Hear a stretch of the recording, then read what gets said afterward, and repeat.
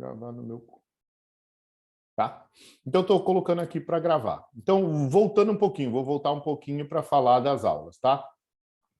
Então, a minha aula da segunda-feira é gestão da produção e abastecimento, depois vem a Rossana com desenvolvimento de talentos na logística, depois vem o Maurício com logística empresarial. Quando o Maurício falar de logística empresarial, pode ser que tenha alguma coisa relacionada com abastecimento. Na realidade, tem, tá? Quando a gente vai falar de abastecimento, ele é maior do que a logística empresarial, mas nós vamos falar de tal forma que ele fique dentro da gestão da produção. O NARD vai falar sobre análise e controle de custos logísticos. Olha só, custo tem a ver com finanças, tem a ver com dinheiro. E na hora que a gente fala de análise e gestão de risco, um dos riscos que a gente vai falar é financeiro, ok? Então, pode ser também que tenha alguma intersecção de conteúdo, mas eu vou estar falando do risco financeiro, ele vai estar falando do custo. Depois a gente tem, na quarta-feira, a minha aula de análise e gestão do risco, depois o Maurício. O Maurício vai falar sobre gestão de frotas e equipamentos. Gestão de frotas, quando a gente fala de frota, é uma frota normalmente para entrega ou de movimentação. Então, tem a ver um pouquinho com logística interna e com logística da distribuição. Pode ser que a gente fale também um pouquinho e tem a ver com isso aqui. Depois tem a nossa aula, quinta-feira, gestão da produção, que é hoje. Amanhã, gestão de frotas novamente e gestão da cadeia de distribuição. Olha só, o Denilson vai falar sobre gestão da cadeia de distribuição. Cadeia de distribuição e abastecimento na logística, turma, é quase a mesma coisa. Então, nós vamos ter que tomar muito cuidado para não ter repetição, ok? Então, gestão da cadeia de distribuição, logística empresarial e abastecimento são palavras muito parecidas dentro da logística. Então, a gente vai ter que tomar muito cuidado para não ser repetitivo. E aí, nós vamos pedir o apoio de vocês, tá? Ok? Deu para entender? Sim ou não? Preciso de um sim aí. Sim, professor. Legal, legal. Então, olha só. Primeira coisa que eu vou falar para vocês, só para a gente ter uma ideia. Quem é o novo aqui mesmo? Quem é do primeiro semestre? Eu, Guilherme, e tem mais um. Tem mais um? Eu, Giovanni. Giovanni.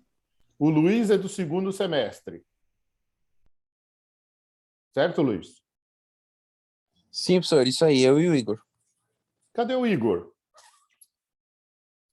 Nós estamos em 2, 4, 6, 7. Na minha lista de presença tem 7. Se a gente tem 8 com o Igor, é porque tem alguém que ainda não fez a matrícula, tá? Então depois vocês precisam ver isso. Parece que tem até o final Acho que sou eu, professor. Teve o mesmo problema com o Maurício. Eu vou conversar com a Mônica. Tá, na minha lista só tem 7. Então, se o Igor está junto, então nós estamos em 8. Legal. Então, olha só. Para que a gente não tenha dúvidas e para que a gente até tenha uma visão de cada professor sobre o que a gente está falando, a Giovana, o Vitor, a Tatiana e a Lara já me ouviram falar muito de um quadro amarelo que eu gosto e que tem uma visão completa da cadeia, da gestão da cadeia de suprimento, das divisões da logística e a logística empresarial. Então, eu vou fazer uma pergunta aqui para o Guilherme, para o Giovanni e para o Luiz, que ainda não me conhece. Vocês entendem e sabem explicar o que é logística? Professor, logística eu creio que é o mecanismo que rege todo o funcionamento, né? O início, o meio e o final, né? Do que, Luiz? Da matéria-prima, à produção e ao consumidor final, né? Legal, legal, legal. É um conceito bem legal. Muito bom, muito bom. Guilherme e Giovanni, o que vocês entendem sobre logística? Então, no meu ver, tem uma grande estratégia para entregar o produto ao cliente, no tempo ideal, no lugar certo, tudo Pô, combinado. muito bem, Guilherme. Tá indo no caminho certo. Muito bem. Giovanni, não pelo que os outros falaram, mas por você, o que você entende por logística? Se é isso, também não tem problema. Professor, para mim são um conjunto dos processos aí para certa movimentação, para conseguir entregar no melhor prazo, no melhor custo e com a melhor qualidade do produto final para o cliente final. Legal, legal. Se esse conceito, não vou nem perguntar para vocês, hein, Giovana, Tati, Lara e Vitor, hein? Eu só estou perguntando para ele. Se esse conceito já está bem internalizado, nossa, vai ser muito mais fácil as aulas para vocês, tá? Vai ser extremamente fácil se esse conceito está internalizado. O que é internalizado? Se ele está dentro da gente, se eu não preciso ficar lendo a todo momento. Então, eu vou dar uma dica para vocês, tá, turma? Uma dica. A logística, eu gosto de dividi-la em dois conceitos, ok? Lara, Tatiane, Giovana e Vitor já ouviram falar. Eu gosto de dividir em dois conceitos. Tem um conceito físico, a logística física. O que é a logística física? Bem simples para vocês internalizar mais ainda, tá? A logística física trata da movimentação de produtos, carga, né? Vamos falar assim, de carga, ou pessoas, do ponto A para o ponto B, certo? Movimentação. Mas como é que é o movimento? Aí a gente tem os modais de transporte. Então, com o modal de transporte, eu movimento pessoas e carga do ponto A para o ponto B, no menor custo, no menor prazo e atendendo às necessidades do cliente. Essa é a parte física da coisa, ok? Física é o que mais ou menos eu vejo, eu enxergo como leigo, olhando do lado de fora. Um exemplo bem simples. Eu estou lá em São Vicente e estou lá na linha do VLT, ok? Aí eu entro no VLT, pago a passagem, né? Entro no VLT e ele me coloca na porta da Unimes. O que aconteceu nesse processo? Um modal de transporte, né? Pegou a pessoa do ponto A, ok? E levou para o ponto B. No menor custo. Por quê? Porque, para mim, é o menor custo. Se eu pegasse um outro ônibus, ia ser mais caro. Um Uber ia ser mais caro. Ok? No menor prazo, porque ele tem uma linha direta, ele só para nos pontos, não tem muita interferência dos outros veículos, e atendendo a minha necessidade. Então, essa é a logística física. Agora, vamos pensar numa outra logística, turma, que o que a gente ensina para vocês não é a parte física, porque a parte física vocês já sabem, já entendem. É a parte lógica da coisa, que a gente chama de logística lógica. Olha, pô, professor, ficou logística lógica, parece uma redundância, né? Mas a parte lógica da coisa é aquilo que está por trás da logística física. Vamos pensar naquilo que está por trás da logística física. O que está por trás da logística física? O VLT. O VLT é o meio de transporte. Para que ele esteja ali, para me pegar do ponto A e levar para o ponto B, o que aconteceu com ele? Precisa existir o VLT, precisa ter um piloto no VLT, precisa ter a parte elétrica funcionando, precisa ter a manutenção do VLT, precisa ter a limpeza do VLT. Então, toda essa parte da lógica, ou seja, precisa ter a peça de manutenção do VLT, precisa de um local do VLT para ele pernoitar, para ele fazer a manutenção. Então, tudo isso que a gente não enxerga é o que a gente ensina no curso de logística. Então, toda essa parte lógica que a gente não vê. Então, a gente tem uma logística lógica e uma logística física. E dentro dessa visão da logística lógica, a gente tem a logística de uma empresa dividida em três partes. Isso os outros professores vão falar e vocês vão internalizar isso cada vez mais. Eu tenho a primeira parte, que é a logística de suprimento. Logística de suprimento, ou logística de abastecimento, ou administração de materiais. Eu tenho vários nomes para essa primeira parte da logística de suprimento. O que é a logística de suprimento? é tudo aquilo que é feito para trazer os meus componentes de matéria-prima e insumos para que eu tenha a produção. Toda aquela parte inicial de contactar o fornecedor, de conhecer o fornecedor, de saber como ele produz, de saber se a peça dele me atende, se a qualidade da peça dele me atende, de eu fazer a compra, de transporte desse produto até o meu almoxarifado e da guarda do material temporariamente. Isso tudo é logística de suprimento. Depois, eu tenho, da hora em que o meu material está no armazém até eu produzir o produto final e embalar, eu tenho a logística interna.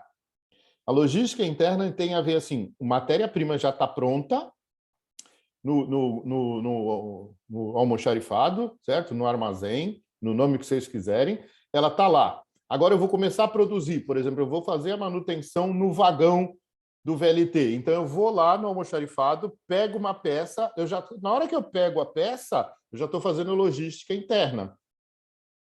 Aí eu faço a movimentação toda, a produção ali que eu tenho que fazer, e o VLT está pronto. Quando o VLT está pronto para sair, ainda é logística interna. Quando o VLT for acionado para sair no trilho para movimentar, a gente chama de logística de distribuição. Então, olha só, a logística ela é dividida em 3 fases: logística de suprimento, logística de abastecimento, administração de materiais. É esse o nome. Depois eu tenho a logística interna ou a logística de produção. E depois eu tenho a logística de distribuição. Então, juntando essas 3 partes, eu tenho a logística da minha empresa. Está entendido até aí, turma? Sim, professor, tá claro. Então, tudo que acontece dentro dessas 3 fases é o que a gente chama de logística lógica. Por quê? Porque eu tenho que saber definir qual é a matéria-prima, de quem que eu vou comprar, armazenar, movimentar internamente e distribuir. Com isso também, tem alguns produtos que precisam de embalagem, então eu preciso embalar antes de entregar. Então, toda essa confecção, né, dessas 3 logísticas, eu tenho a logística da empresa. Para continuar um pouquinho mais, quando eu junto a minha logística de suprimento, ou seja, eu compro insumos. Se eu compro insumos, alguém produz insumos. Então, quando essa empresa que produz insumos vende o insumo para mim, ela está fazendo logística de distribuição. Quando eu junto a logística de distribuição da empresa da onde eu comprei com a minha logística de suprimento, eu tenho uma logística empresarial. Quando eu vendo o meu produto e eu entrego o meu produto, a minha logística de distribuição interconecta com a logística de suprimento da outra empresa, eu estou fazendo logística empresarial ou logística integrada. Olha só, isso foi uma visão bem rápida, tá? Viu, Lara, Tati, Giovana e Vitor? Não estou apresentando o quadro amarelo hoje, não, tá?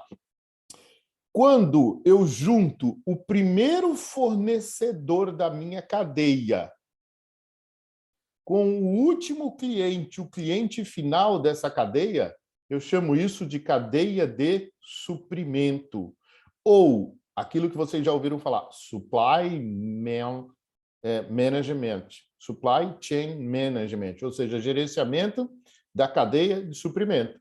Então, quando eu junto todas essas logísticas de todas essas empresas que trabalham numa única cadeia de abastecimento, é o Supply Chain Management. Por exemplo, deem um exemplo de uma cadeia de produção, turma. O que é uma cadeia de produção?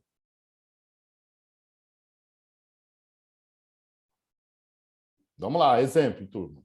Agora a gente está chegando na nossa aula, né? Gestão da produção e abastecimento.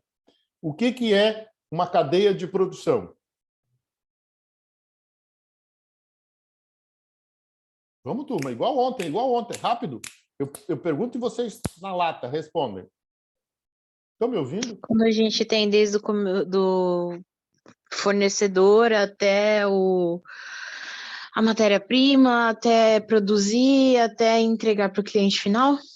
Isso, mas eu queria um exemplo, Lara. Seja mais específica, dando um exemplo. Uma cadeia de produção de... Deixa eu ver, do pão.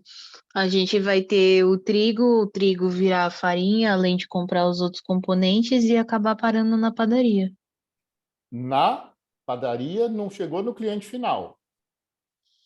E alguém, eu, você, qualquer um da sala, Isso. ir lá Agora, comprar o pão. vamos voltar um pouquinho só. Está quase certo, Lara. Está quase lembrando. Para ter o trigo, o que eu preciso? Você precisa do fornecedor. Do fornecedor de Matéria-prima. matéria-prima para produzir o trigo. Então, a gente chama dos insumos do trigo. Mas eu preciso da terra? Preciso, não preciso? Eu preciso de Sim. máquinas para colher o trigo? Sim. Então, olha só, como é mais amplo do que o que a gente está vendo. Não é só o trigo, transporte, moinho, farinha de... Não, tem mais coisa antes. É isso que eu quero que vocês entendam. Então, a cadeia do pão, ou a cadeia do alimento pão, ela vem desde o fornecedor dos insumos da terra e dos equipamentos para a produção do trigo. Vamos a uma cadeia bem mais visível para a gente. Combustível. Certo? Combustível. Vamos falar da gasolina, principalmente. Qual é a cadeia da gasolina? Então, a gente primeiro tem a descoberta do poço de petróleo, descobrir o poço de petróleo, depois eu tenho que ir no poço de petróleo produzir o petróleo, depois eu tenho que, produzindo o petróleo, transportar o petróleo até a refinaria. Da refinaria eu refino e transformo o petróleo em derivado. Esse derivado vai ter que chegar num terminal, por exemplo, a BR, a Shell, né, sei lá, nem lembro mais quais são os postos que tem hoje, e depois ele vai chegar no posto de combustível até chegar no tanque do nosso carro. Então, isso é a cadeia do combustível. Então, se a gente pensar, eu tenho Supply Chain Management, ou seja, o gerenciamento da cadeia produtiva do combustível, certo? Supply, suprimento, chain, cadeia, management, gerenciamento da cadeia de suprimento do combustível. Então, a gente pode avaliar a cadeia de suprimento de qualquer linha de produto. Então, por exemplo, do carro, do automóvel, né? Do computador, do celular. Então, a gente avalia a cadeia de suprimento deste produto, desta linha de produto. Ok? Então, cadeia de suprimento, supply chain management, tem a ver com todo esse processo. Desde o primeiro fornecedor, até o consumidor final. A logística integrada, ou logística empresarial, junta a logística de uma empresa com a logística da outra. E a logística de uma empresa é dividida em logística de suprimento, logística interna, logística de distribuição. O que a gente vai ver na nossa aula? A gente vai ver não a logística de distribuição, a gente vai ver a gestão da produção. Desculpa, a logística interna. A gente vai ver a gestão da produção. Mas a logística interna, ela vai auxiliar toda a nossa produção. Ok? Vai auxiliar toda a nossa produção. Mas e depois que eu produzi, o que eu faço? Eu tenho que entregar. Mas antes de produzir, o que eu faço? Eu tenho que ter matéria-prima. Então, para a produção, é fundamental matéria-prima e a entrega. E aí é a cadeia de abastecimento. Só que esse abastecimento que a gente vai ver, dependendo do que o Maurício for falar na aula dele, e dependendo do que o Denilson for falar na aula dele, a gente restringe. Até porque logística empresarial e gestão da cadeia de distribuição vai ter a ver com a nossa aula. Tá? Aí a gente fala um pouco mais de produção e fala um pouco menos de logística. Aí eu vou conversar um pouco com eles. Ok? Dúvidas até aí? Perguntas? De boa, professor. De boa? Uhum. De boa. Muito bem. Faz muito tempo que eu não vou no de boa, hein?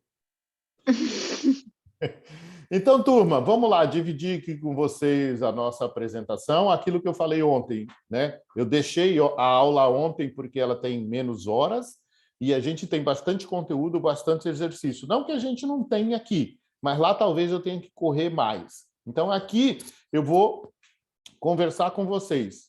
Quem é que estava faltando? Era o Igor, né? É isso? Já chegou? Luiz, Lara, Guilherme, Vitor, Giovana, Tatiana e Giovanni. Ainda não. Então, ele ainda não chegou aqui com a gente. Bom, vamos nos conhecer melhor. Ontem a gente acabou conhecendo um pouquinho, né? Eu não lembro. O Igor estava presente ontem, turma? Quem pode me Tava, ajudar? professor, ele te deu o exemplo do acidente da Deikimar, que ele trabalhou. E houve Se não me engano. aquela fatalidade, né?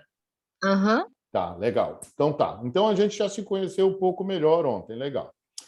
Agora eu vou fazer uma pergunta que eu deveria ter feito ontem também, né? Mas como vocês gostariam de conhecer o conteúdo programático? Eu queria ouvir de vocês.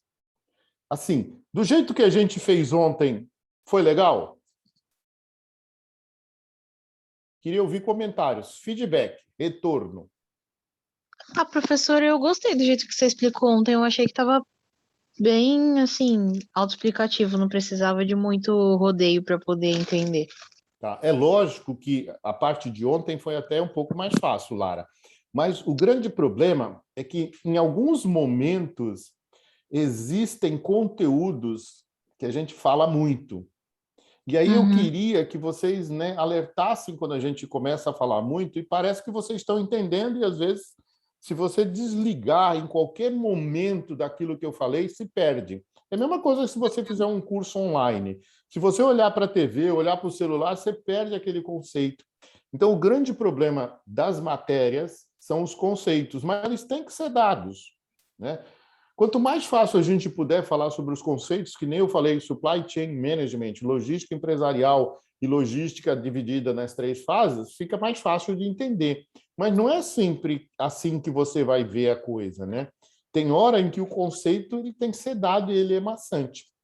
Então, o que eu peço para vocês? Participação. O que é participação? Eu perguntar, vocês responderem. E não ter medo de errar, porque, de novo, se vocês estão fazendo esse curso, é porque vocês não têm o conhecimento total ou não têm o diploma já. Então, se eu estou aqui só para ter um diploma e não para ganhar conhecimento, talvez não seja a melhor forma, mas eu acho que vocês estão aqui para ganhar o conhecimento e usar esse conhecimento e colocá-lo ele de forma prática através do aprendizado. Então, não tenham receio, aproveitem esse momento, que é um momento de aprendizagem de vocês. Então, eu gosto de falar, né? Eu faço algumas apresentações e falam, viva o processo. Eu fiz um curso no final do ano passado que se chama Empretec. Olha que nome estranho, Empretec. Mas Empretec, na realidade, é o estudo dos conceitos do comportamento do empreendedor. Cara, eu levei tanta porrada, por quê? Porque eu gosto, né, dessa tal da iniciativa, eu me apresentava em tudo que era exercício. Eu podia errar feio, mas eu estava aprendendo. Acertei muito também. Eu levei muita porrada, mas acertei muito. E no final das contas, uma coisa que o professor falou assim, o Marcelo me pareceu uma pessoa que não tem medo de errar. Por quê? De novo, eu falei isso ontem, porque é exatamente neste momento, em sala de aula, que a gente pode errar à vontade.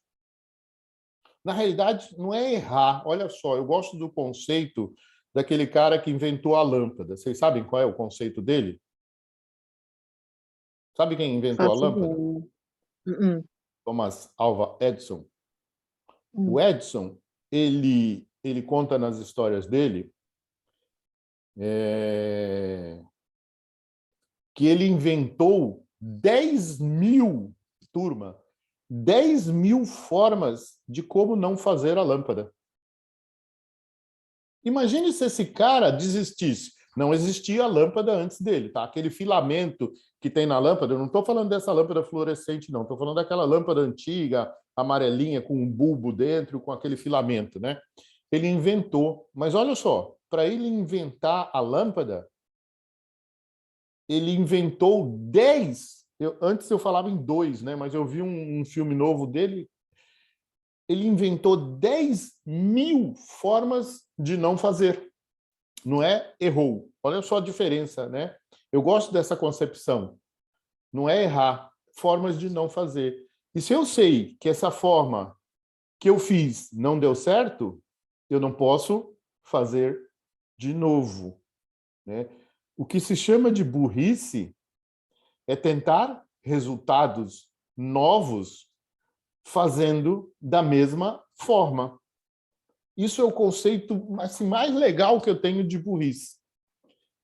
Querer resultados novos fazendo da mesma forma. Não dá, né? Se eu fizer da mesma forma, vai dar o mesmo resultado anterior. Isso é uma coisa que a gente chama de burrice.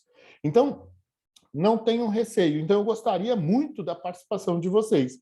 Então, para que a gente desenvolva esse conteúdo programático, nossa, em sala de aula vai ser muito legal, porque aí eu vou estar na orelha de vocês, né? Mas aqui, eu queria muito a participação de vocês. Então, não tenham esse receio, tá? E se puder, na hora de falar, abrir a câmera, melhor ainda. Porque, de novo, né? Eu fiz um curso de pós-graduação em gestão de pessoas há algum tempo, né? Já faz uns 12, 13 anos. E ela tinha um foco no desenvolvimento, na gestão e desenvolvimento de pessoas. Então, eu aprendi muito o gestual, o olhar, a forma do rosto, daquilo que a pessoa está ou não prestando atenção, né? A entendendo ou não entendendo. E a dificuldade que a gente tem aqui no curso é que eu não vejo vocês, né? Então, eu não sei qual é a fisionomia do rostinho de cada um. Ok? Então, o que eu peço aqui? Pô, se for possível, turma, participem. Não tem problema.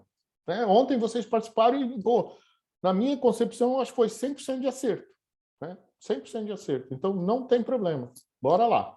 Os 3 que falaram hoje sobre logística, tem um conceito de logística por trás daquilo que vocês falaram. É lógico que vocês vão aprender muito mais.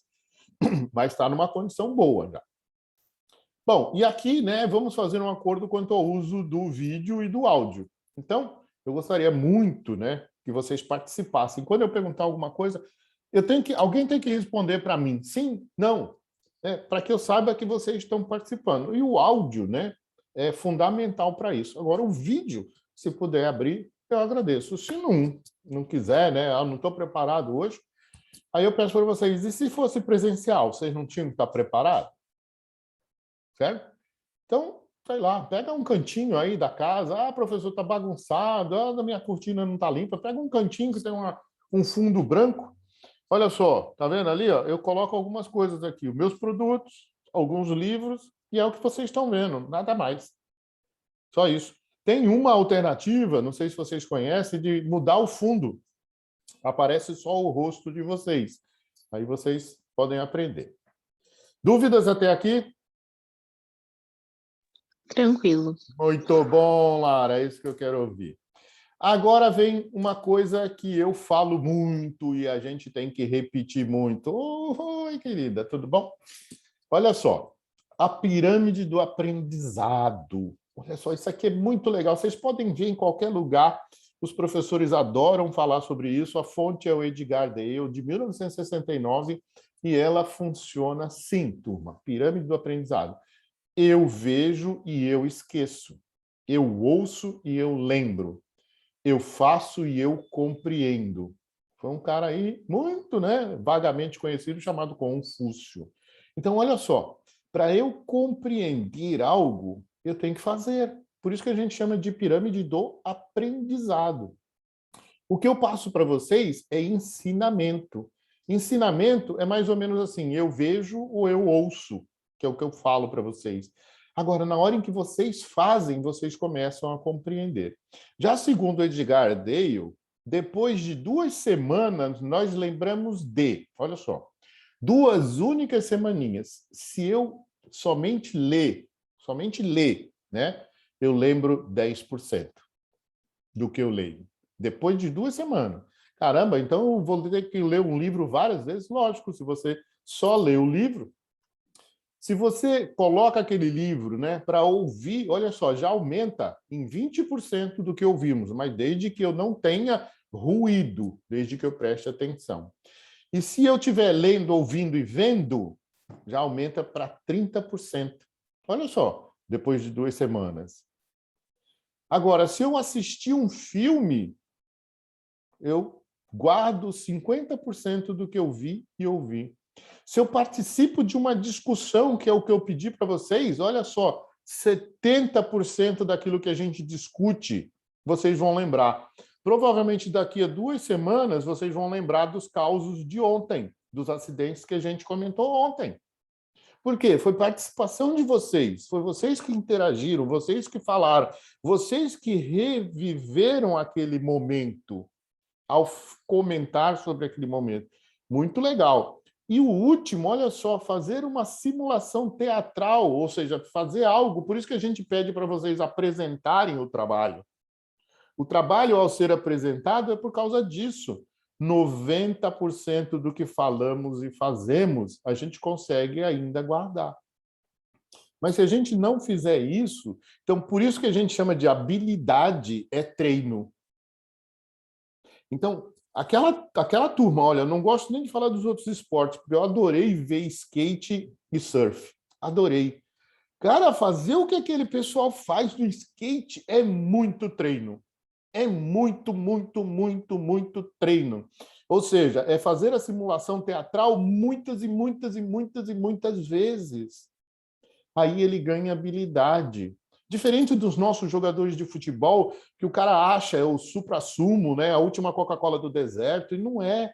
Olha só, a moça que ganhou a medalha de ouro e de prata na ginástica, a moça que ganhou a medalha de bronze, de prata no skate, os 2 caras que ganharam no skate, o cara que ganhou no surf.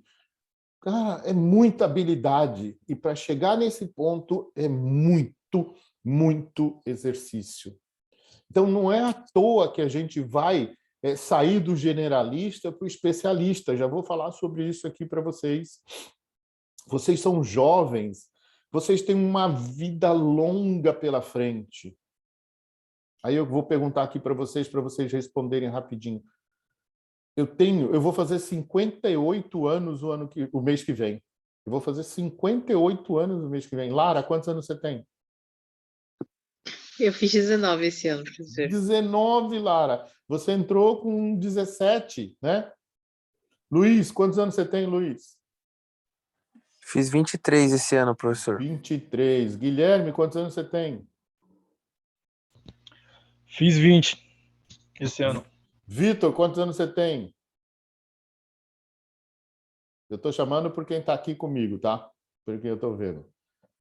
Eu tenho 23, professor. Olha só. Giovanni, quantos anos você tem? Faço 20 esse ano, professor. Tatiane, quantos anos você tem? Tenho 20, professor. Giovana. Mentira. Eu acredito em você, Tati. Tô com 26. E Giovana, quantos anos você tem? 22, professor. Olha só, que galerinha novinha, vocês têm tanta coisa para escolher, para fazer. Agora, não esperem. Pessoal, um grande problema é o chamado comodismo. Caramba, mas o que é o comodismo? É o tal do paradigma. Já ouviram falar em paradigma? Paradigma é aquilo que faz a gente fazer aquela coisa muitos e muitos anos. E aí falam em quebrar paradigma, sair da zona do conforto. Mas o que é a zona do conforto? É aquilo que me faz e me torna confortável. Mas aonde eu quero chegar? O que eu posso fazer? Turma, tem tanta coisa para vocês fazerem, mas tem tanto. Professor, o que você já... Eu já fiz tanta coisa, turma. Mas eu fiquei numa zona de conforto quando eu entrei na Petrobras de 1985 a 2000. Eu fiquei 15 anos numa zona de conforto, porque estava bom, era uma baita zona de conforto, eu não queria sair dali. E de 2000 para cá, 2000 eu comecei a faculdade, em 2001 eu comecei a minha faculdade, em 2001, ou seja, há 20 anos atrás eu comecei a minha faculdade, ou seja, se eu vou fazer 58, eu iria fazer 38. E vocês têm essa grande oportunidade de estar fazendo jovem, de ter tanta coisa para fazer, de escolher alguma coisa para fazer, e a gente vai falar isso, por isso que eu falei da filosofia, né? Do filosofar. Eu vou falar agora um pouquinho de mim, né? Vou falar mais rápido, porque eu falei ontem, né?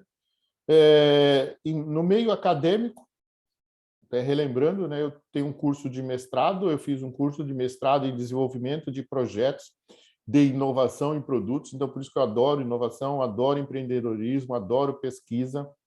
Fiz o curso de logística, então tenho MBA ou pós-graduação em logística com ênfase em petróleo e gás. Fiz um curso de MBA em gestão empresarial, que eu falei para vocês, de desenvolvimento de pessoas. Então, gosto dessa área também. Aliás, não tem coisa que eu não goste, turma. Tem uma coisa só que eu não gosto de mastigar cebola crua. Pessoal, é a única coisa que eu não gosto. Adoro jiló frito, adoro uma cebolinha assada, adoro... Sabe, não tem uma coisa que você fala assim, não gosto. Ah, tem mais uma coisa que eu não aprecio, não é que eu não gosto. Mastigar champignon, sabe, turma? É uma coisa assim, parece que eu estou comendo uma massinha, né? Talvez eu não tenha comido bem preparada, é uma massinha que não tem gosto de nada, né? Mas do resto eu adoro. Então, dessa área acadêmica, turma, não tem algo que eu não goste. Gosto de filosofia, turma, estou filosofando com vocês. Gosto de sociologia, psicologia. Né? Se eu pudesse me enfronhar em medicina, é que não dá tempo. Sabe uma outra coisa que Thomas Alva Edison falou? Que ele precisava de 10 vidas para colocar todos os projetos dele de ideias no papel. Imagina um negócio desse. Cara, se vocês puderem ver, né, sobre Thomas Alva Edison, né, vejam, né, muito legal, né, a história dele. Ele fala assim, eu precisaria de 10 vidas para colocar as ideias dele no papel. Muito legal mesmo. Na formação universitária, então, eu fiz licenciatura em pedagogia, então eu sou pedagogo, tá? E agora, uma coisa que eu acho muito legal, turma. O que é pedagogia? Vocês sabem o que é? Pedagogia? Sim ou não? Tem algo a ver com ensino? Muito Mais ou menos. bem, Guilherme. Caraca, eu estou vendo que essa turma está muito boa. Guilherme, tem a ver com ensino. Ensino de quem, Guilherme? Ensino do ser humano. Caraca, rapaz, tirou a palavra da minha boca. Ensino do ser humano. Muito bem, continua. Está quase para levar um 10. Mas o que? Pedagogia. Na pedagogia, só esclarecendo, Guilherme, na pedagogia a gente pode dar aula até o Fundamental 2, certo? Um pedagogo pode dar aula até o Fundamental 2. Quando ele passa para o ensino médio, ele não é mais pedagogo, ele já tem que ter uma licenciatura em geografia, em matemática, alguma coisa assim, ok? Então, eu chamo de pedagogo aquele que faz a gestão do ensino para pessoas pequenas, para o ser humano criança. Caramba! E para o ser humano adulto? Se a pedagogia, né, vai até o ensino fundamental 2, e aí eu tenho que ter a licenciatura para o ensino médio, e para o ser humano adulto, turma? Já ouviram falar em andragogia? Sim ou não? Não, nunca ouvi falar não, professor. Então, Falar. olha só. Andragogia é a gestão do ensino para o ser humano adulto. Olha só a pequena diferença. Pedagogia para o ser humano criança. Andragogia para o ser humano adulto. E olha só, vou falar um negócio para vocês, turma. Não existe faculdade de andragogia. Não existe. Então, quem vai estudar matemática, quem vai estudar uma licenciatura em matemática para dar aula de matemática, ele não estuda andragogia. Talvez ele estude algum conceito de pedagogia, mas como é que a gente desenvolve esse formato que eu até falei para vocês de ensinar o ser humano adulto? Qual é a grande diferença de ensinar o ser humano adulto para ensinar o ser humano criança? O que vocês acham?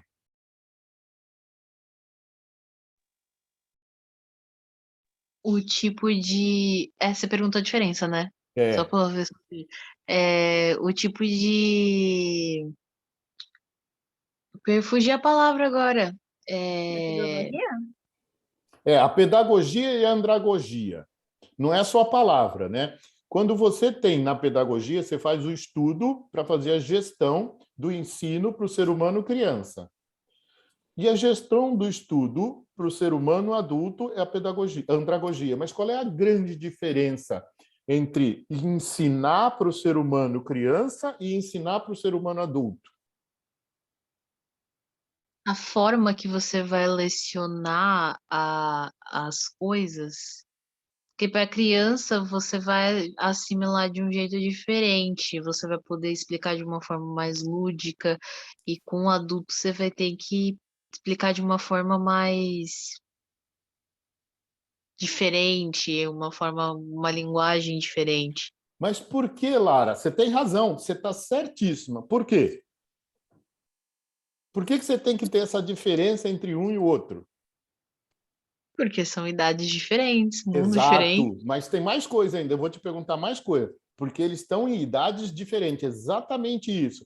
Mas por quê? Ainda tem mais um porquê. O que significa estar em idades diferentes, Lara? Pode ser para os outros, tá? Giovanni, Giovana, Vitor, Luiz. O que significa... Formação de opinião, né, professor? Formação de opinião, muito Por exemplo, bem. uma pessoa mais velha, ela já tem uma certa opinião formada sobre algo. Crianças não, elas estão construindo, né? Estão em forma de Olha, exatamente, Luiz. Olha só, a grande diferença entre o ser humano criança e o ser humano adulto é que o ser humano criança está com a cabeça vazia, limpa, isenta. Ela não tem regras na cabeça dela, ela não tem limites. Ela não diz se está errado ou se está certo, ela está ali para aprender, a cabeça dela não está cheia. A criança, normalmente, lógico, raras exceções, a criança não tem problemas. Então, a criança, é como se a criança tivesse... vamos brincar aqui, eu tenho um pendrive de, sei lá, quanto é? 1 terabyte. A criança está zerada. O pendrive dela está vazio, ela só vai absorver conhecimento. Então, ela se abraça no conhecimento. Lembra da história que eu falei ontem de se você não falar o porquê para a criança não pôr o dedo na tomada, ela vai lá? Porque ela é curiosa, está vazio, ela não sabe. Ela não diferencia o certo do errado, Luiz. Então, ela vai querer aprender. Então, ensinar uma criança é muito mais fácil, Lara, por causa disso. Você pode ensinar no lúdico ou não lúdico, a cabeça dela está vazia. E o que acontece com o ser humano adulto? Além de saber diferenciar, né, de saber o que é certo e o que é errado, o ser humano adulto está cheio de problemas. Ok? O ser humano adulto está cheio de problemas. Eu estou trabalhando, eu não estou trabalhando, eu tenho que fazer, eu vou passear, eu não tenho dinheiro, eu tenho que resolver tal coisa, eu tenho que pagar tal conta, eu quero ir viajar no final, mas, sabe, o ser humano adulto é cheio de problemas. Na realidade, não é problema, isso é cotidiano, isso é o dia a dia, e a pessoa fica com aquela coisa maturando na cabeça, né, fervilhando, aí ele começa a não prestar atenção naquele momento em que ele está ali na aula, porque ele tem um problema que ele está querendo resolver no mesmo momento da aula. Então, Lara, Luiz, o professor da andragogia ele tem que repetir muitas e muitas vezes a mesma coisa. Para quem está prestando atenção, vamos dar um exemplo. O Giovanni está prestando... A cara do Giovanni aqui na foto dele, caraca, o rapaz está prestando atenção danada. Então, olha só, se eu repito 10 vezes a mesma coisa, o Giovanni, puta, Marcelo, está enchendo o saco que você está falando. Mas, de repente, o Vitor, né, brincando de novo com você, Vitor, o Vitor está vendo o jogo do Fluminense agora.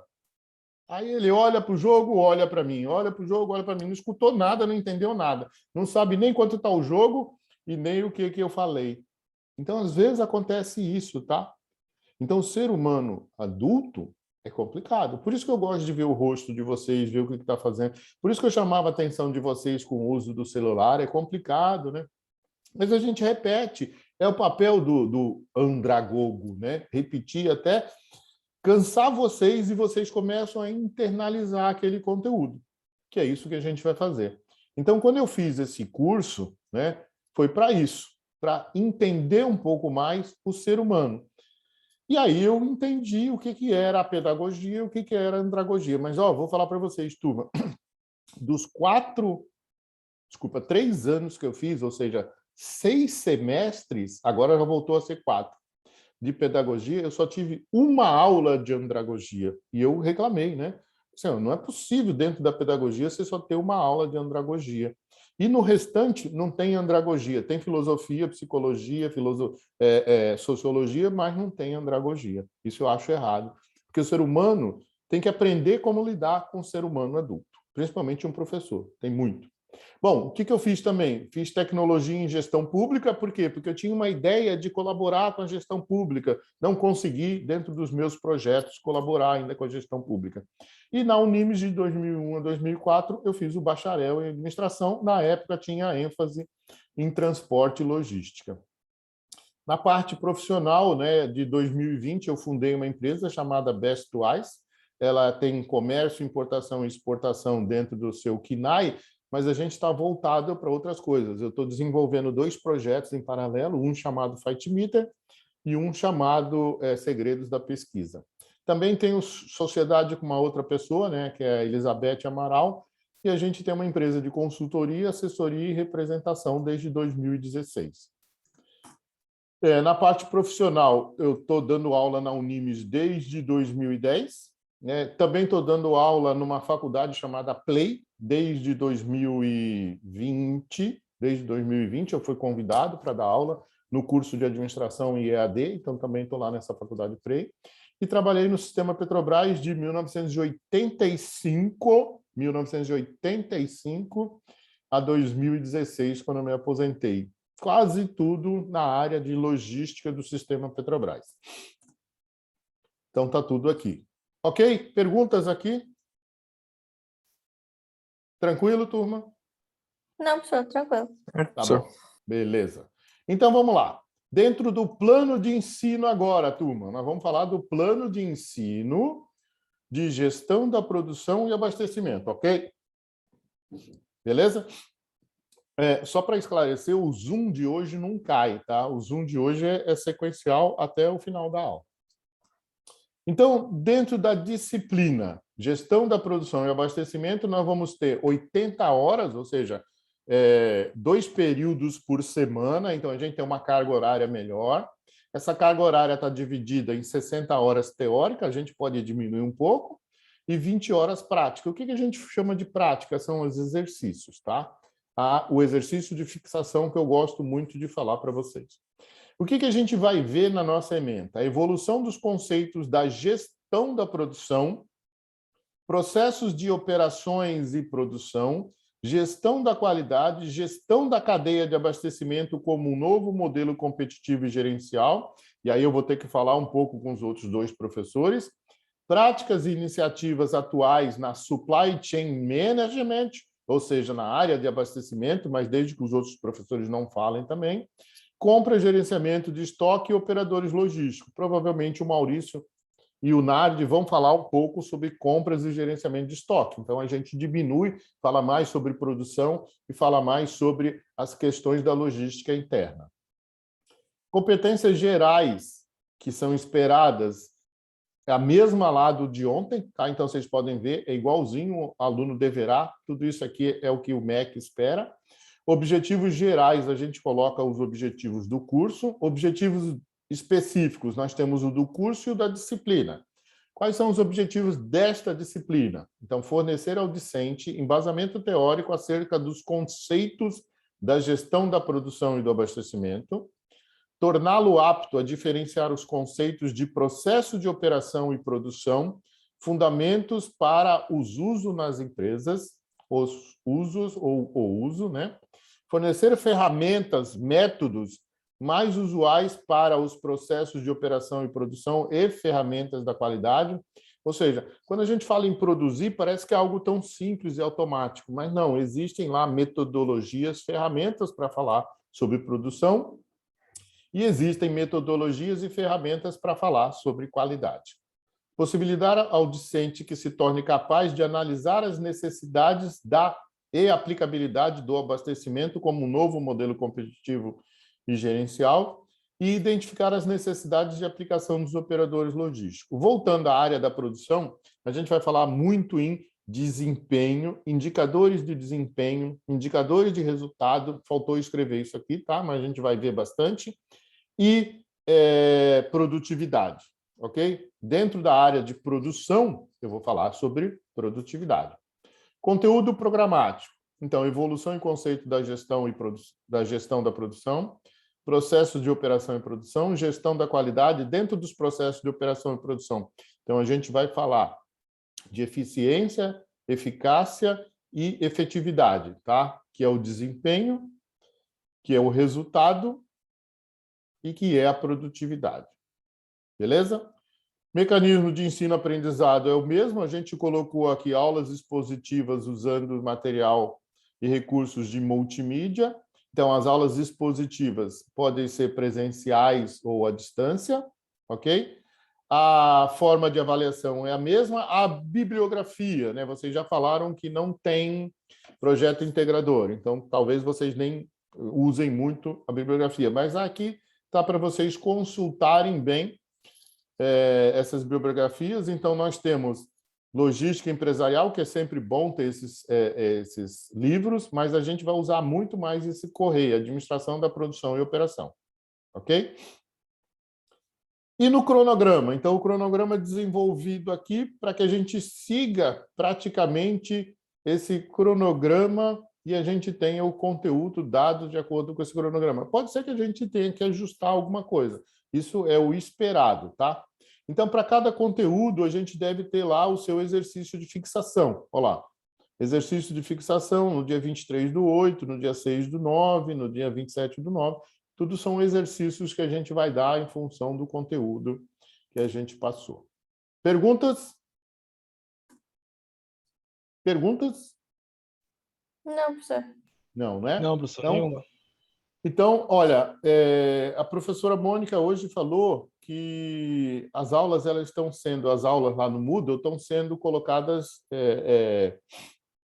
bem lentamente, tá? Então, ela pediu para que a gente avisasse para vocês que provavelmente vai estar tudo regularizado na segunda-feira, tá? Então, tudo isso que a gente está passando para vocês, eu acho até complicado mandar no Zap, você tem que baixar do Zap, aguarda um pouquinho, na segunda-feira, se o Moodle abrir, eu já coloco plano de ensino, as aulas dadas e os vídeos dados, ok? Tá bom?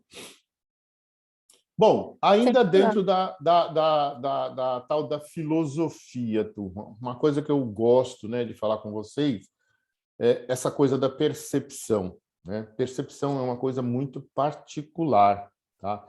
Eu não posso, dentro da minha percepção, achar que o outro está errado porque eu, na minha percepção, está certa. E eu gosto muito desse exemplo. Olha só, fulano está desse lado direito, olhando para o número e vendo o número 9. E ele fala 9. Beltrano está do lado esquerdo e vê o número 6 e fala 6. Quem está certo?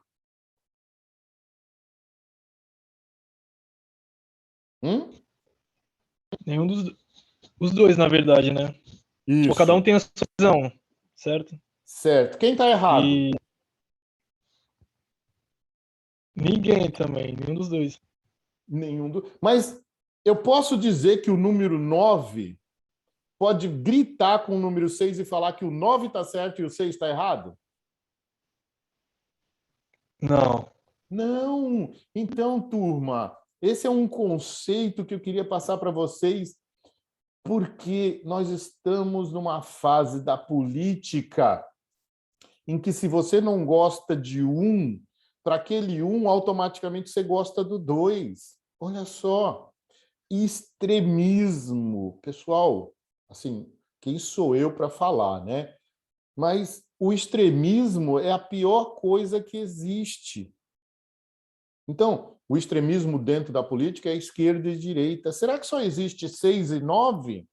Será que o 9 está certo e o 6 está errado? Será que o 6 está certo e o 9 está errado? Mas será que só existe 6 e 9? Pessoal, olha só, eu gosto disso aqui. Por quê? Além do 6 e 9, que números existem?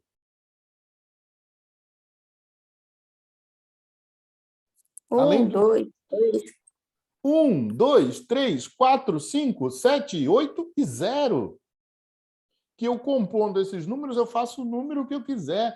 Então, olha só, não existe só a extremidade, não existe só o cara que é de esquerda e nem existe só o cara que é de direita. Existem tantos outros fatores que eu fico chateadíssimo daquilo que eu não sei se foi, deixa eu ver se foi, deixa eu colocar aqui quando eu falei da andragogia e da pedagogia, acho que foi o Guilherme que falou, né? Não sei se foi o Guilherme ou o Luiz, que agora já saiu da ordem, que falou que o ser humano adulto, ele sabe discernir o sim do não. Nem sempre.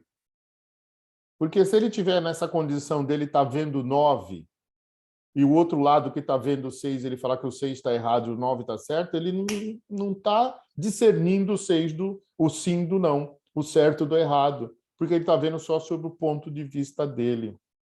Então, vocês já devem ter ouvido falar muito em simpatia e antipatia. Mas também vocês já devem ter ouvido falar muito na palavra empatia. Então, a empatia não é a simpatia. A empatia é o 9 se colocar no lugar do 6 e ver a coisa que o 6 vê, que o fulano se colocar no lugar do Beltrano e ver a coisa como o Beltrano vê. Não é ir para lá e ver a coisa como ele vê. Fulano vai no lugar do Beltrano, mas vê a coisa como fulano. Não adiantou nada. Isso não é empatia. Então, turma, vocês têm que ter muito bom senso para chegar no senso comum. Então, eu não posso hoje falar assim, de que porque eu não gosto do Bolsonaro, eu sou Lula. De que porque eu não gosto do Lula, eu sou Bolsonaro. Pessoal, tem tanta coisa entre esses dois. E hoje, qualquer coisa que você posta contra o Bolsonaro, o bolsonarista fala que você está defendendo o comunismo. Cara, rapaz, que coisa de louco.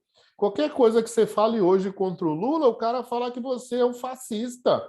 Cara, que é isso, rapaz? Mas olha só, não é a maioria das pessoas. Hoje a gente tem na mídia, principalmente no Facebook, no Instagram, uma coisa chamada robô. E normalmente quem faz isso, turma, são os robôs. Os bots da vida que alguém inventou, e o robô, com tantas informações que ele tem lá dentro, ele dá a resposta automática. Isso é chamado de inteligência artificial.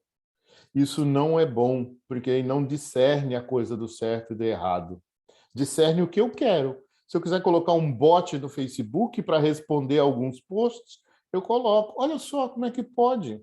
Eu estou colocando inteligência artificial numa coisa que é usada para interação, integração. Então, isso tem que tomar um cuidado danado. Então, olha só, voltando aqui, não é porque você está certo que o outro está errado. Você simplesmente não viu a vida pelo ângulo dele. Então, peço para vocês, turma, sendo possível, use da empatia. Empatia é se colocar no lugar do outro e ver aquilo que o outro vê, da forma como o outro vê. Aí vocês vão poder discutir. E o que eu faço aqui para definir se o número é 6 ou 9? Coloca um tracinho embaixo. Não é o que a gente faz? Em um monte de lugar, eu coloco um tracinho de baixo do lado direito, é 9. Um tracinho do lado esquerdo, é 6. Mas, professor, nem sempre é assim. Pode ser, depende da cultura. Então, vamos falar de Libras. Libra é uma linguagem de sinais brasileira. Poxa, mas se eu for um surdo-mudo e for num outro país, eu vou ver Libra? Não, você vai ver a linguagem de sinais do outro país. Então, isso é uma questão de cultura e de percepção. Mas como é que eu faço? Eu tenho que aprender Libras para entender a linguagem de sinais do meu país, né? Se eu fosse surdo-mudo. Mas se eu for para outro país, eu tenho que aprender a linguagem do país de lá.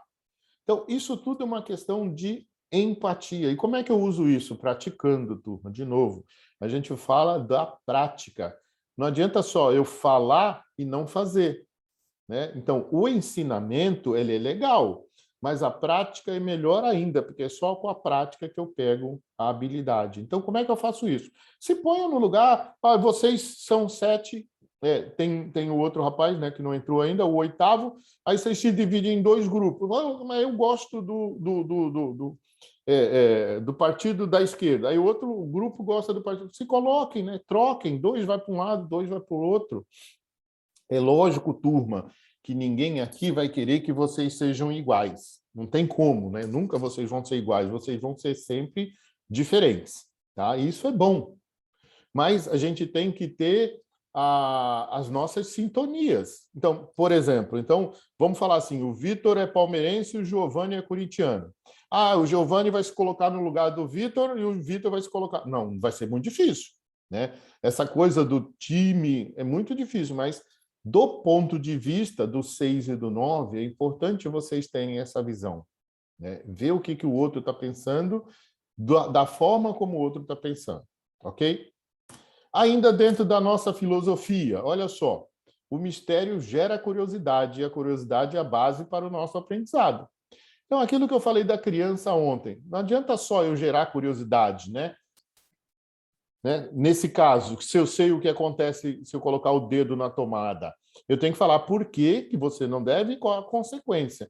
Então, curiosidade é a base para o aprendizado. Então, minha neta ficou curiosa, foi lá, colocou o dedo, levou o choquito e já sabe o que é um choque. Aprendeu. Não coloca mais, porque um choque pode causar uma parada cardíaca e levar a óbito.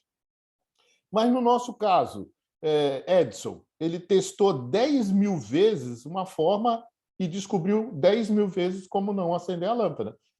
Na vez posterior a 10.000 vezes, ele entendeu como é que acende a lâmpada. Mas nesse caso, o que a gente chama isso de estudo empírico. Estudo empírico é quando eu não tenho um estudo prévio. Eu sou o primeiro a fazer, certo? Então, não existe bolo de borboleta. Um exemplo. Ah, eu quero fazer um bolo de borboleta. Nunca ninguém fez um bolo de borboleta. Aí eu vou lá fazer uma vez.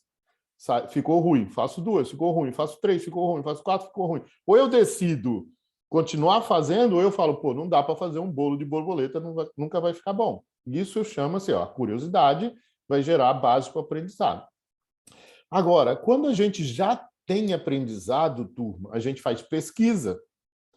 Então, por exemplo, bolo de chocolate. Você vai em bolo de chocolate e deve ter umas 10.000 receitas para fazer bolo de chocolate. Então, o que você faz? Para esse aprendizado, você faz pesquisa. Você não faz mais empiricamente. Você não precisa fazer e tentar descobrir qual é a fórmula certa. Falar em fórmula certa, turma, olha só, dando uma dica para vocês. Alguém já ouviu falar na série Gigante dos Alimentos? É uma série que passa no History Channel, passa na TV a cabo. Ou vocês podem pôr na internet e colocar lá, Gigante dos Alimentos. Turma, é uma das séries que eu, assim, hoje mais gosto de ver. São 11 capítulos que já estão disponíveis aqui no Brasil, traduzidos. E é muito legal, porque conta a história de como cada fábrica de alimento nasceu, como é que eles descobriram tais produtos, batata chip, queijo, cheddar, comida enlatada, o Heinz, né, o molho ketchup. Vocês, a Coca-Cola, a Pepsi-Cola, o McDonald's, o Burger King, a Pizza Hut. Vejam aí esse programa Gigante dos Alimentos. É muito legal. E vocês vão ver uma concepção, né, de empresa, empresário, produção. Produção é muito legal, né, que a gente vai ver muito isso, mas a descoberta das coisas, a genialidade desses caras, em termos de, através da curiosidade deles, eles descobrirem um produto final, que é o aprendizado. O biscoito, como é que é o nome da bolachinha que a gente come lá com pretinha com branquinho dentro? O Oreo, Negresco. Oreo. Cara, vocês vão Oreo. ver a história da Oreo, cara. É muito legal, turma.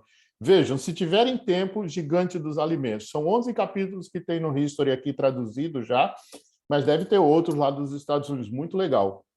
Cada história, assim, muito legal para vocês verem o que é essa ideia que eu falei para vocês da base, né, do mistério, né, gerar curiosidade, que é a base do aprendizado. Continuando, a vida é feita de escolhas. Não escolher é aceitar passivamente a escolha dos outros.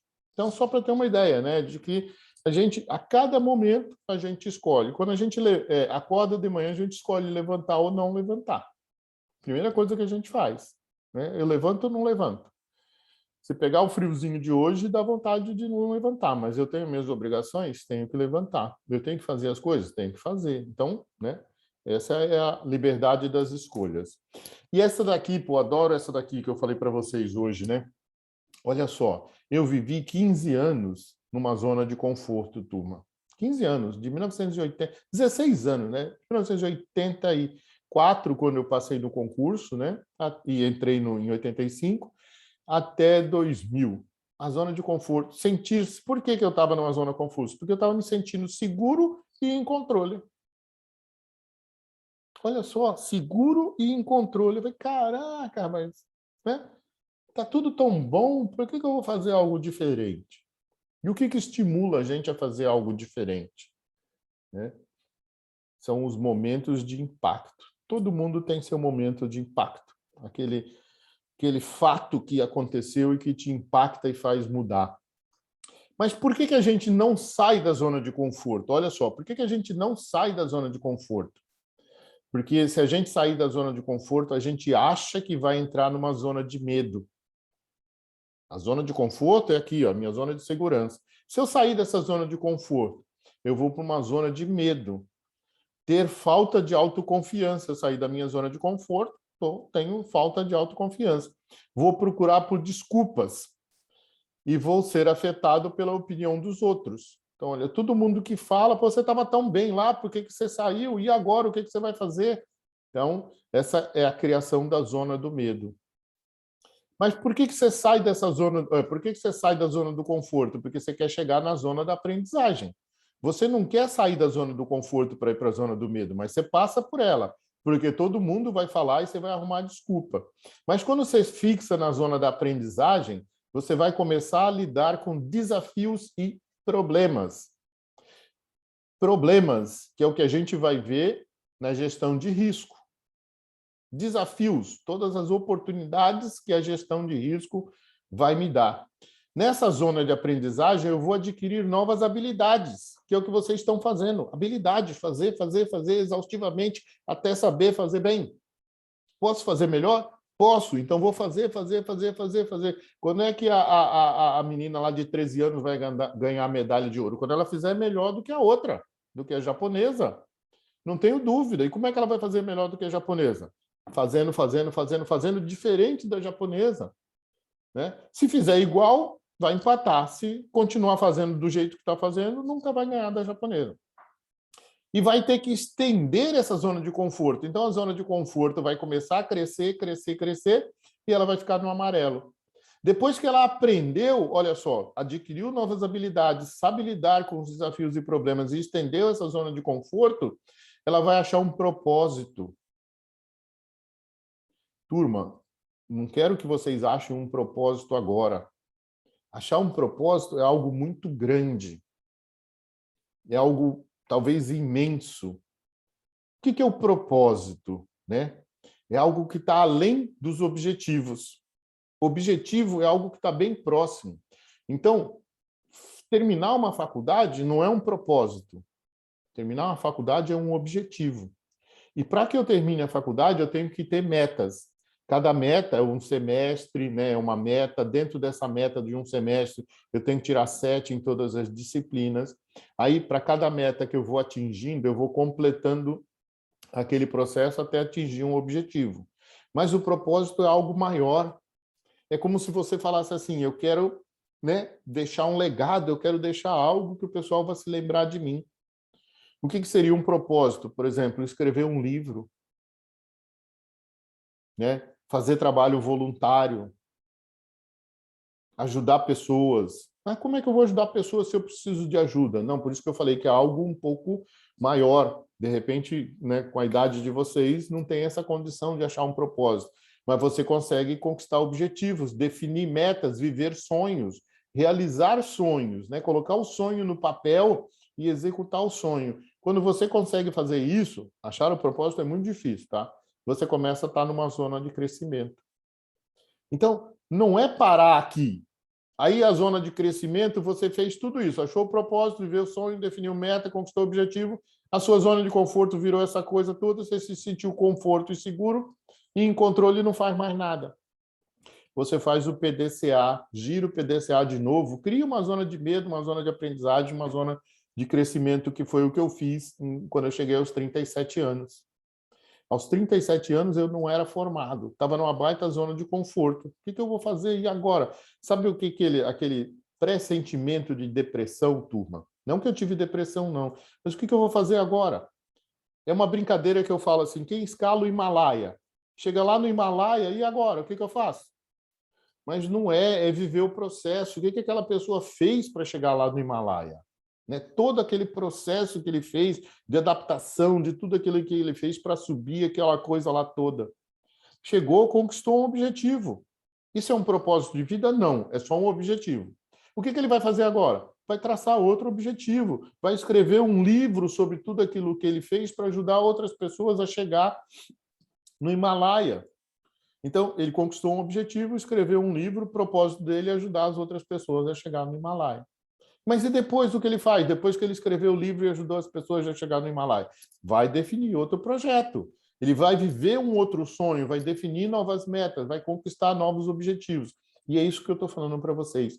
Vocês precisam hoje, turma, vocês, jovens, precisam hoje definir o que vocês querem. Certo? O que vocês querem. Se não o propósito, mas qual o objetivo? Qual meta? Qual sonho que eu quero viver? Tem tantos sonhos que a gente pode viver. Eu vou falar para vocês que eu só fui viver sonhos de 2014 para cá. Olha só que engraçado. Mesmo tendo a possibilidade de ser professor, um monte de coisa que eu queria fazer, eu não fiz. Porque eu era tão dependente, turma, do que a gente chama de um bom emprego, que eu vivi na zona do conforto do bom emprego por ser empregado da Petrobras anos e anos e anos e anos. Quando eu me preparei para a aposentadoria, que eu sabia que eu ia me aposentar em 2016, em 2014 eu saí da minha zona de conforto. Primeiro em estudo eu saí em 2000, mas da zona de conforto, de estar ali naquele chamado bom emprego, eu só saí quando eu saí da Petrobras. Foi aqui que eu conseguia viver, né, lidar com desafios e problemas, zona de aprendizagem, começar a viver meus sonhos. Eu fico meio, peraí, né? Em que momento eu vou viver meus sonhos? Não estou falando agora, professor, eu tenho que viver meu sonho agora, vou virar mochileiro, vou rodar a Europa sem dinheiro. Não dá. Não dá, turma. Você primeiro precisa o quê? Fazer o pezinho de meia. Vou fazer um pezinho. Quanto eu preciso para rodar 2 anos na Europa? Eu preciso de 20 mil euros. Então, vá buscar os 20 mil euros primeiro. E aí depois você vai rodar a Europa, vai ser mochileiro. Não estou dizendo nada contra. Se eu pudesse, eu rodaria a Europa. Ser mochileiro na Europa, meu Deus, uma faria com maior tranquilidade. O que você vai aprender naquele mundo é totalmente do que você aprende aqui no Brasil. Totalmente diferente, né? Então, tem coisas em que a gente consegue sim, mas primeiro eu preciso fazer meu pé de meia. Para cada objetivo, meta, propósito, você precisa ter um pé de meia. Você precisa ter algo que te balize, né? O pilar, né? Você precisa ter aquele pilar. E depois você precisa saber o que você vai fazer depois, né? Aí você, eu vou fazer um pé de meia, juntei 20 mil dólares, fui para a Europa, mochilei 2 anos e vou fazer o que depois? Tenho que ter bem traçado qual é o meu objetivo.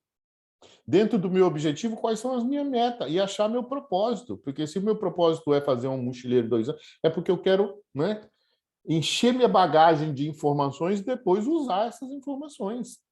É isso que a gente tem que ter. Às vezes o cara sai de mochila sem objetivo nenhum, sem meta nenhuma, sem propósito nenhum. Não é isso que eu quero dizer. Por isso que eu estou falando para vocês. Vocês têm que começar a pensar naquilo que você quer lá na frente. Qual é o teu objetivo? Quais são as suas metas para atender esse objetivo? E se você puder traçar um propósito, já traça um propósito. Algo maior, algo bem significativo para vocês.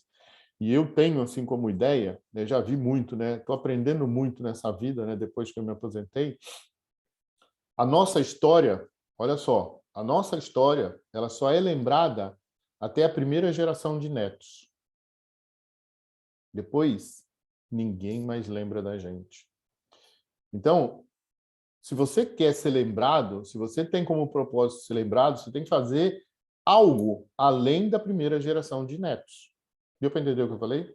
Então, eu tenho filhas, tenho 2 filhas, E a minha filha mais velha já tem uma filha, que é a minha neta, a Vitória, que vai fazer 15 anos. Então, provavelmente, né, eu e a minha esposa, a minha geração vai ficar na cabeça da Vitória. Mas, provavelmente, a segunda geração, por exemplo, se a minha segunda filha tiver um filho, a gente já não vai viver tanto assim. Porque eu já estou com 50, vou fazer 58. Minha neta, se nascer, daqui a 2 anos, eu vou estar com 60. E a gente não vive muito. A gente vê o Tarcísio Meira, o Paulo José, morreram com 84, 85 anos. A gente não vai conseguir viver muito mais do que isso. Então, o que você pretende? Eu estou, né, chegando nesse limite. Daqui a 20, 25 anos, né, infelizmente, a vida vai ser assim. Agora, vocês têm 60 anos pela frente, 65 anos pela frente. O que vocês querem fazer? Né? O que vocês querem ganhar? Onde vocês querem chegar? Por isso que eu chamei de filosofia isso aqui, tá? Adoro filosofar em uma dessas partes. Bom, conteúdo programático a gente já falou, vamos passar. E eu quero agora, deixa eu ver se é isso mesmo. Eu quero agora falar para vocês, parece que tinha mais um slide aqui. Não, não tem. Eu quero falar para vocês o que é produção. Olha só, a gente já filosofou legal, a gente já vai terminar com um exercício. Não é para fazer hoje, não. É para vocês pensarem, até segunda-feira, vocês vão abrir a aula de segunda-feira falando para mim o que é. Olha só, o que é produção? Produção, vamos pensar numa coisa bem básica, bem básica. Se eu faço comida, alguém aqui faz comida? Faz almoço, janta? Faz? Fala assim, eu. Qualquer coisa. Eu não. Olha Às lá, vezes. o Vitor já tô fora. Olha só. Galera, eu sempre adorei cozinhar. Sempre, sempre. Quando eu trabalhava na Petrobras, sábado e domingo era eu que fazia almoço. Agora, aposentado, imagina, né? Eu faço almoço quase todo dia. Quase todo dia. Mas não é uma obrigação. Para mim é um hobby, turma. Não é uma obrigação. Para mim é um hobby. E o que é a produção? Produção é o processamento, ou seja, é fazer o almoço com as entradas. Quais são as entradas do meu almoço? Vamos lá, galera, rapidinho.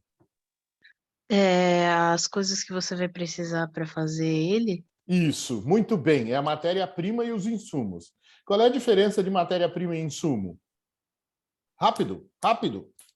Matéria-prima é quando ele está bruto e insumo é o antes da matéria-prima, não Olha, é é? quase isso, Lara. Matéria-prima é aquilo que vai direto na produção. Então, por exemplo, arroz. Arroz é matéria-prima para eu fazer arroz? É, né? E o gás? É matéria-prima ou insumo? Insumo. É insumo. Deu para ver a diferença? Olha só. O insumo é tudo aquilo que participa da produção, mas não é matéria-prima. Então, para eu fazer o arroz, eu preciso da panela, da colher, da faca, da tábua para cortar uma cebolinha, uma cebola.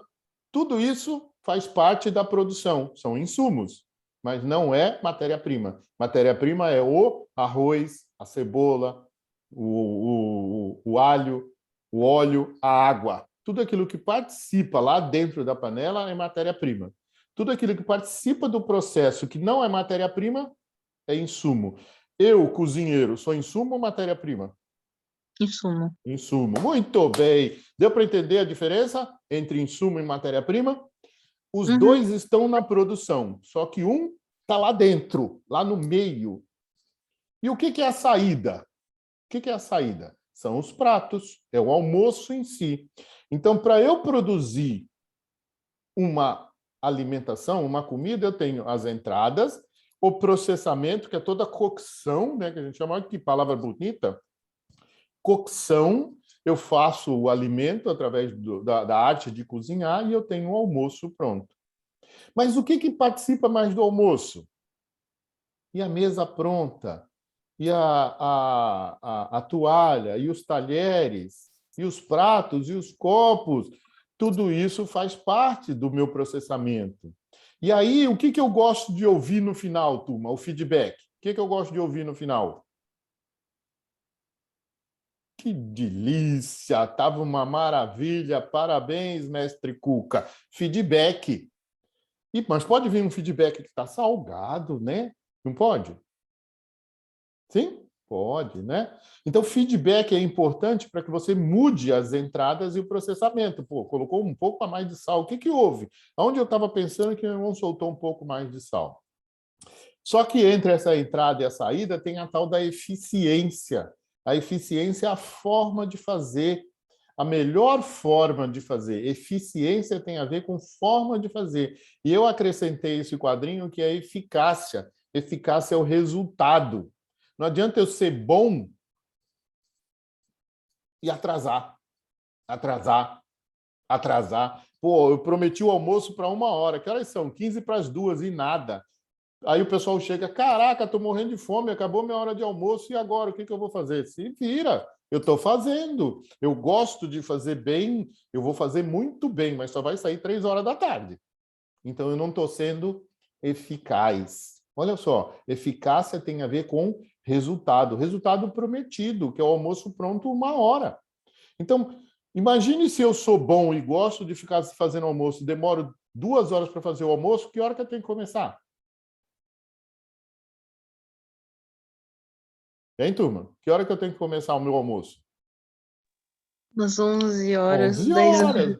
11 horas, 10 horas. É isso, Lara. Então, olha só. Eu uso 2 horas, 2h30. Então, começo mais cedo. Ou então falo para a turma, hoje não vai ser 1h, vai ser 2h30.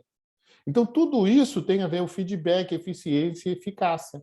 E aí, adaptado desse Oliveira, a visão sistêmica da empresa. Turma, isso não é só para o almoço. Isso é para qualquer coisa que eu produzo. Não é verdade? Para qualquer coisa que eu produzo, eu tenho as entradas, o processamento pode ser um serviço. A logística não produz produtos, a logística produz serviços. A saída é o produto no cliente. Então, as entradas, o processamento e a saída, e eu tenho feedback se o meu serviço ou meu produto foi bom, e dentro do meu processo eu tenho a eficiência e eficácia. Perguntas? Ficou claro o que é o nosso processo de produção? E a gente vai ter que fazer gestão sobre isso, não vai? A gente vai falar do abastecimento um pouco depois, tá? Imagine agora que vocês são donos de uma pizzaria. Adoro isso, né, Lara? Né, Tatiane? Né? Adoro esse negócio da pizzaria. Hein? Que beleza, né? Caramba! No final de 2019, a gente fez uma pizza tão boa. Na realidade, a gente foi lá comprar, né? Nossa, fizemos uma...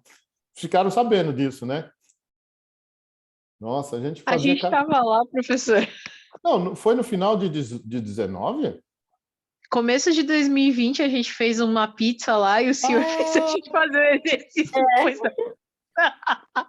Tá certo. Muito bem, eu achei que fosse no final de 19. Olha, caramba, foi no começo de 20. Que bom que a gente teve essa oportunidade de fazer. Então, agora, pensando na produção. Eu fiz vocês fazerem tempo, não foi? Tempo de pizza, ficar na fila, não foi? Foi legal aquela. Agora nós vamos pensar na produção. Analise a produção de pizza, ou seja, com um slide anterior, e defina, isso aqui é para segunda-feira, tá? Vocês fazem aí uma brincadeira, cada um faz o seu, se cada um quiser fazer o seu, depois a gente tira dúvida na aula. Analise a produção de pizza, olha só, essa aqui é uma bem bonitinha. Na realidade, eu acho que essa é daquele local lá, viu? Como é que é o nome do local mesmo? Ajuda aí. Aquele que nós fomos comprar a pizza, na realidade foram eles que foram comprar, né? Eu não sei que lugar que foi. Oi? Não Foi lembro. foi na Bravo. Bravo. Isso, Vitor. Bravo. Muito bem. Foi na Bravo.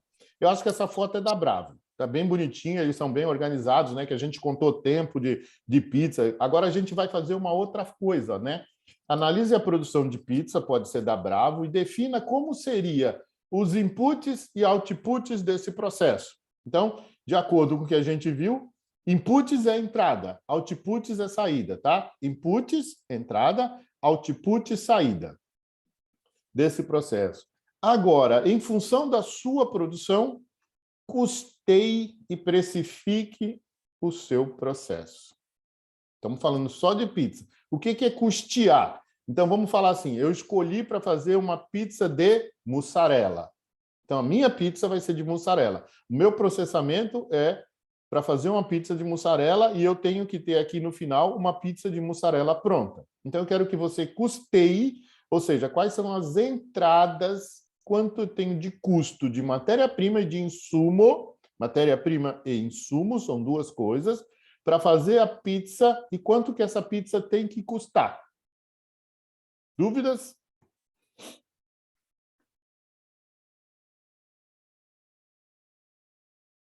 Professor, isso é referente, por exemplo, a apenas um sabor, vai. Tipo brócolis.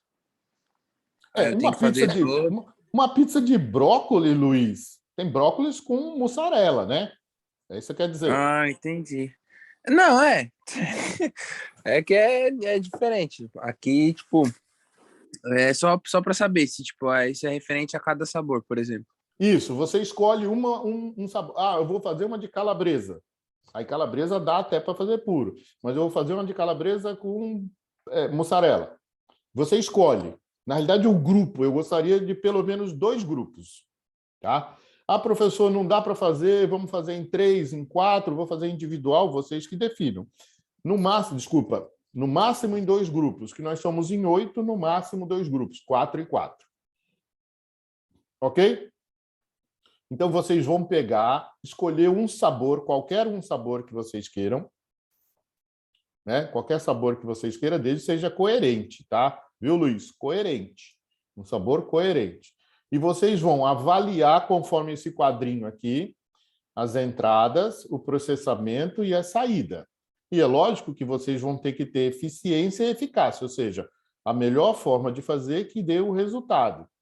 Para a Lara, para a Tatiane, para o Vitor e para Giovana, que já viram isso, sabe até o tempo, né? Enquanto eles faziam lá na Bravo. Talvez não lembrem, eu lembro. Mas eu quero que vocês, então, custeiem, ou seja, tudo aquilo que eu gasto de entradas, insumos e matéria-prima, e qual deveria ser o preço dessa pizza. Só para a gente ter uma ideia da gestão da produção. Lógico que a gente vai entrar em muitos conceitos, tá? Mas só para vocês terem uma ideia. Fechou? Dúvidas? Dúvidas, galera? Sim ou não? Não, professor. Não? Uh-uh. Luiz, E dúvida? é para. Professor, Ó, Guilherme, tá falando? isso.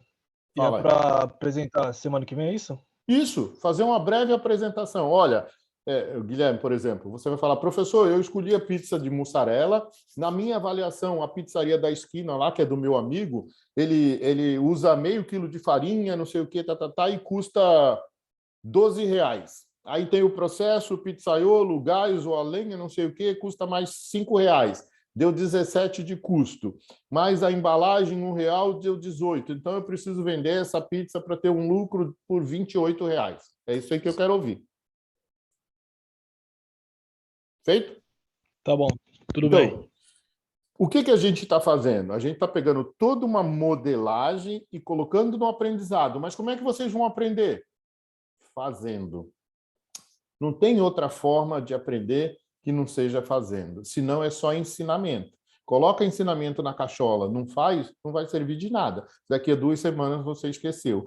Provavelmente, se você fizer esse exercício bem feito, ah, professor, eu não tinha como ver qual é o preço de atacado, fui no varejo, fui no supermercado da esquina, ver quanto custa meio quilo de mussarela. Beleza, você foi lá no supermercado e viu quanto é que custa.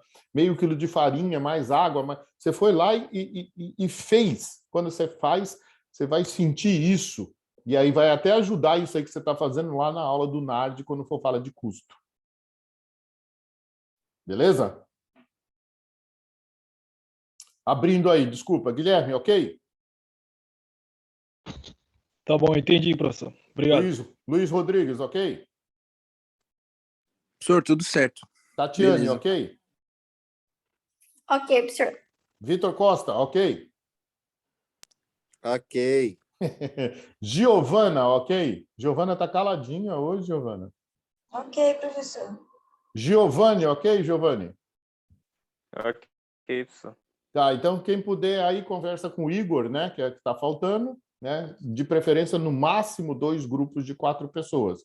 Depois pode ser 3, 3 e 2, 2, 2, 2 e 2, aí vocês veem. Ah, não vou conseguir fazer com outro grupo, vou fazer sozinho? Ok, não tem problema. No máximo 2 grupos, ok? Gratidão aí pela presença de vocês, pela participação de vocês. Tenham um excelente final de semana. Na segunda-feira a gente se vê novamente. Boa noite, professor. Obrigada pela aula. Boa noite. Obrigada. Obrigado, professor. Boa noite. Boa noite. noite. Boa noite, bom descanso. Até semana que vem. Se Deus quiser.